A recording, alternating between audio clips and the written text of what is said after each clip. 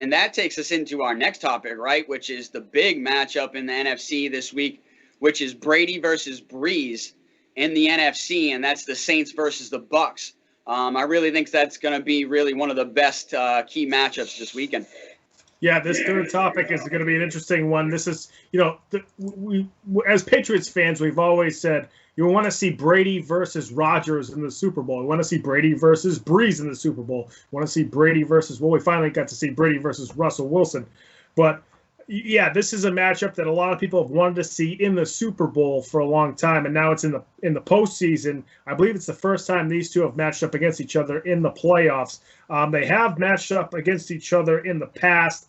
In the NFL, Brees is actually 5-2 overall over the two careers of Brees and Brady in the NFL, which is very interesting. That goes over his years in San Diego and now with the New Orleans Saints, whereas Brady was with the Pats the seven and all through the 7 matchups. They actually played against each other in college as well. Brady was at Michigan and Brees was at Purdue in a Big Ten matchup, and Michigan routed Purdue 38-12. But this is going to be very interesting. I think Brady just looks so much better than Brees right now, and obviously I think his weapons are in better shape as well. One of the biggest things you see with the Bucs, and then we saw it against Washington, who has a good defense, how many guys get wide open in that offense? And I don't think it's just scheme, although Arians does know how to get guys open, but there's so many guys you have to cover that guys are running free all over the place for the Bucs. Cameron Brate had a ton of catches just because, they're concentrating. That guy.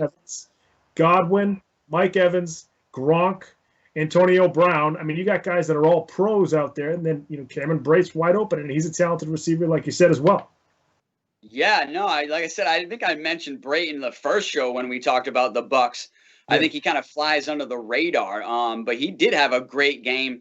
And like you said, there's just so many people to be able to get the ball to there that I think it's just so easy for Brady. And as he's grown in age, Brady has gone more into a decipher mode where, like I said, he doesn't rely on his talent or his arm as much as he does breaking down the game pre-snap and even post-snap, reading coverages. So he just knows where to put the ball, where his outlet is, whether he's going to dump the ball to Leonard Fournette.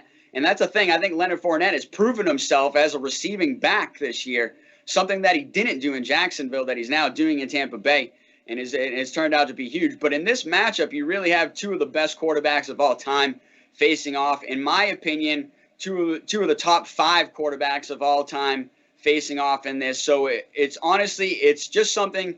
It's a historical game. I would like everybody to watch this because you might not get to see a matchup like this ever again, if not for a long, long time.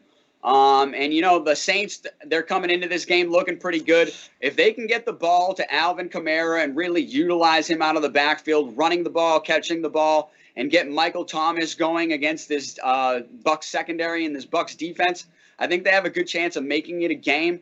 But I just think the Tampa Bay is kind of clicking on all cylinders right now. And like I said, it's going to be a huge addition with them getting linebacker Devin White back into the lineup this week. I'm picking the Tampa Bay Bucs to go ahead and win this game. Yeah, I think I'm with you on that one, Brandon. The Saints have been very good throughout the season. Earlier on in the season, a lot of people were picking them to win the whole thing just by the way their defense was looking. Obviously, Michael Thomas is an outstanding receiver. You got Kamara, you got Latavius Murray. Jared Cook's looked pretty good the past couple of weeks, too, for the Saints, even though he didn't have, the greatest regular season. He looks good last week as well, but the Bucs just have so many guys on the outside for Brady to throw to, and then their defense isn't as bad as I think people are seeing. And then you mentioned White being out. He's going to be back this week.